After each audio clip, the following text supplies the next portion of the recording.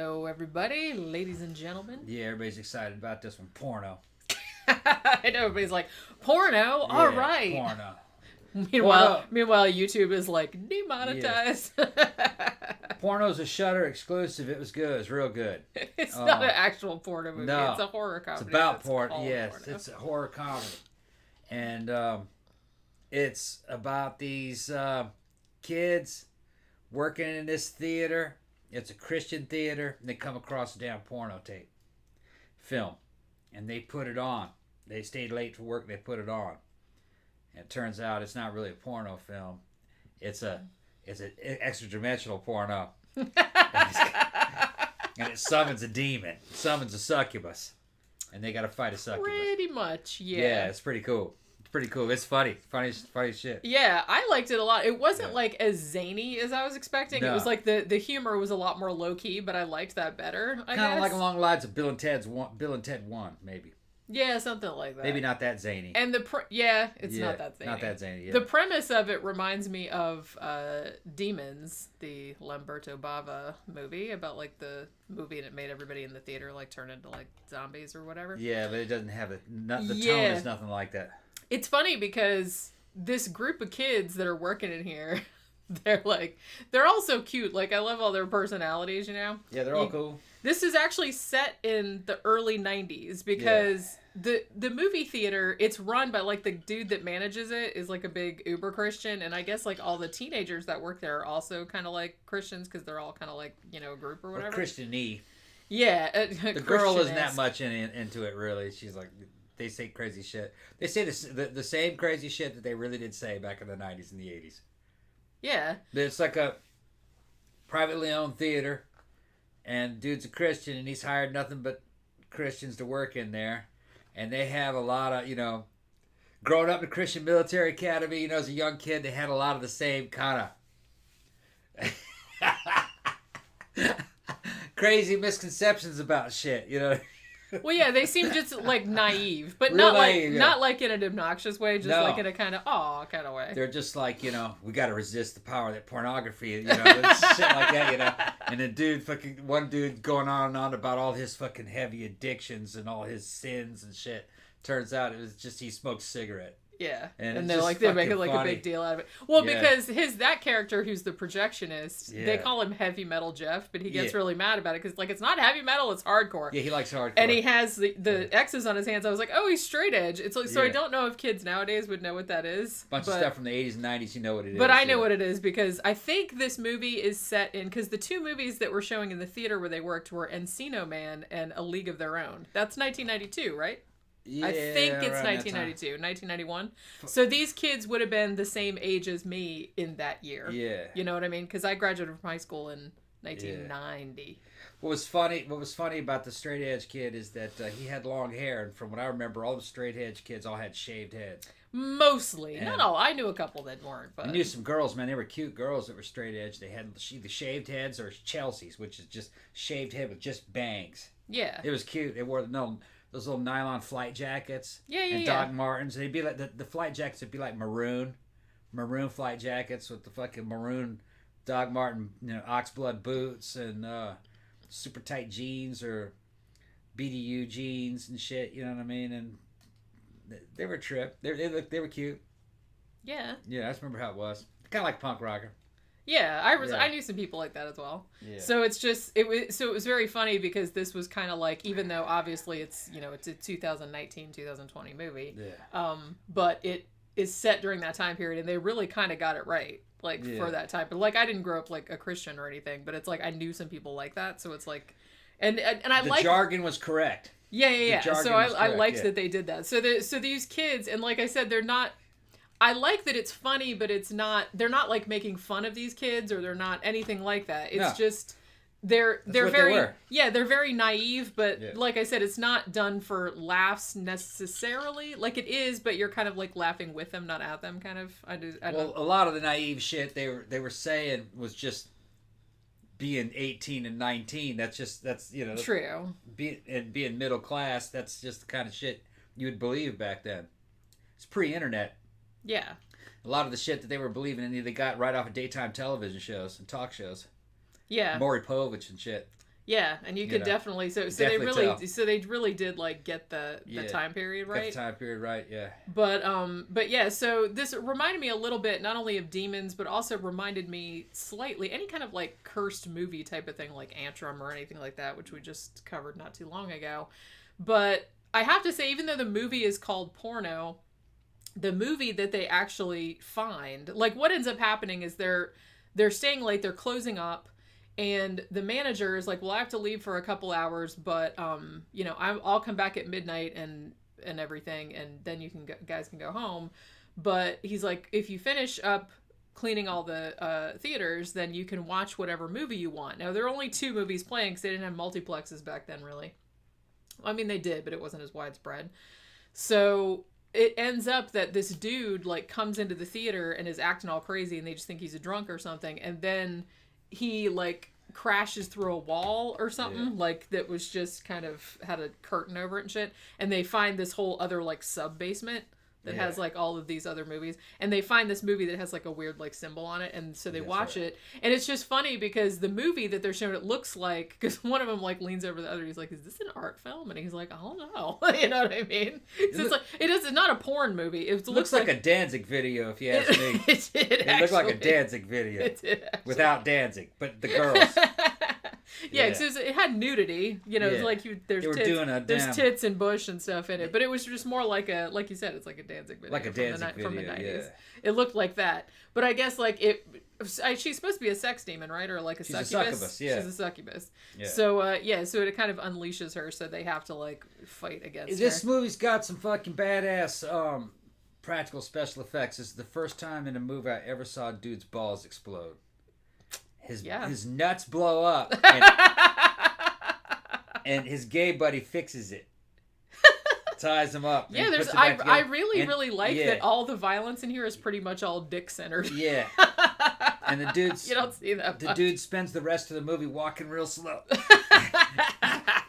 With his nuts blown up. It's fucking good, man. That looks really, really real. It's fucking funny. This isn't like a super gory movie or anything. A lot of it is actually just character work, and a lot of them, kind of like interacting with each other and creeping around, like looking for this demon or trying to figure out what's going on.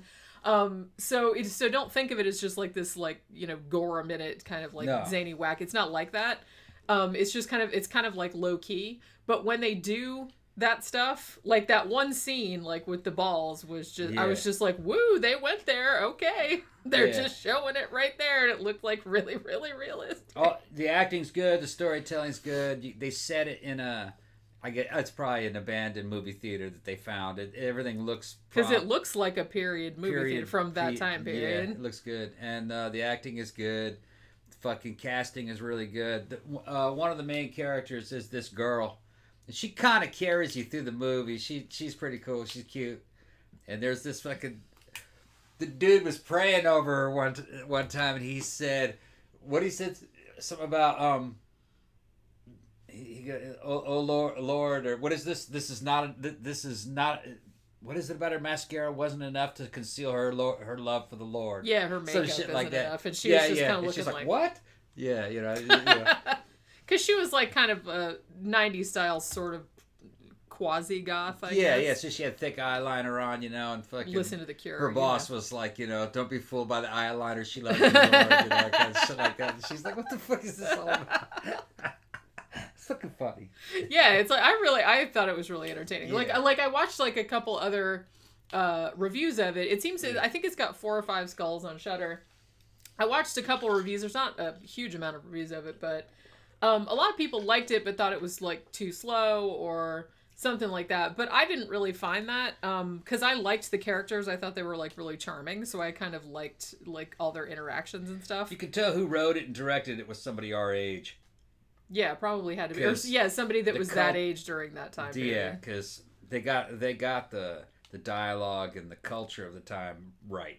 That's kind of how it was. I mean, I laughed at the straight edge guy. The straight edge guy was probably my favorite. Although they were all like really funny, I thought. That's the way the suburbs were. Yeah. Yeah. Yeah, and they were like really, even if you weren't religious, it was still kind of like that. Yeah, it kind of was. Yeah, the religion didn't really change it that much. It just added more funny shit that they believed it. They were more shocked when fucking perverted shit happened. That they were calling each other perverts for certain things. It's just fucking funny. A lot of misunderstandings.